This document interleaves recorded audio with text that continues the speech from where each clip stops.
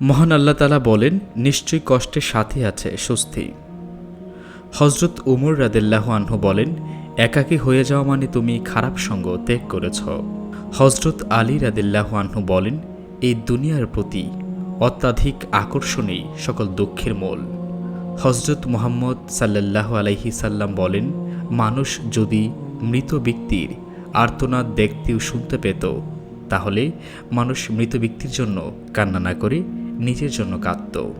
রাসূল সাল্লাল্লাহু আলাইহি সাল্লাম বলেন, রাগ মানুষের ঈমানকে নষ্ট করে, হিংসা মানুষের নেক আমলকে ধ্বংস করে, আর মিথ্যা মানুষের হায়াত কমিয়ে দেয়। মহান আল্লাহ তাআলা বলেন, অতএব যখন তুমি সিদ্ধান্ত গ্রহণ করবে তখন আল্লাহর উপর ভরসা করো।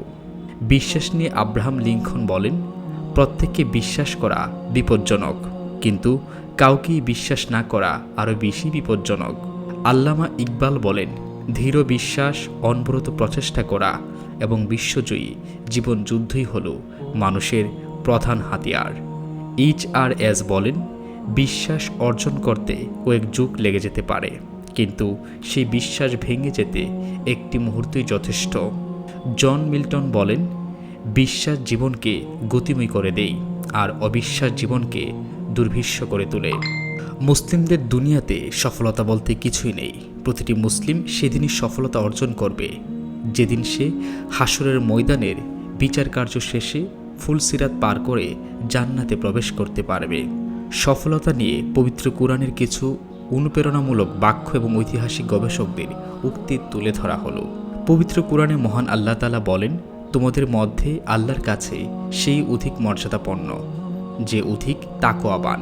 নিশ্চয়ই আল্লাহ তাআলা সর্বজ্ঞ, সম্যক অবহিত। আলী ইবনে আবি তালিব রাদিয়াল্লাহু আনহু বলেন, ধনীদের মধ্যে সবচেয়ে ধনী সেই ব্যক্তি যে লোভের বন্দী নয়। এরিস্টল বলেন, ব্যর্থ হওয়ার নানা উপায় আছে, কিন্তু সফল হওয়ার একটি উপায়, আর তা হল কঠোর পরিশ্রম। সফলতা সম্পর্কে ভিন্স লভার্টি বলেন, সফল মানুষের সাথে ব্যর্থ মানুষের মূল পার্থক্য হল তাদের সত্যিকার সফল হওয়ার ইচ্ছা।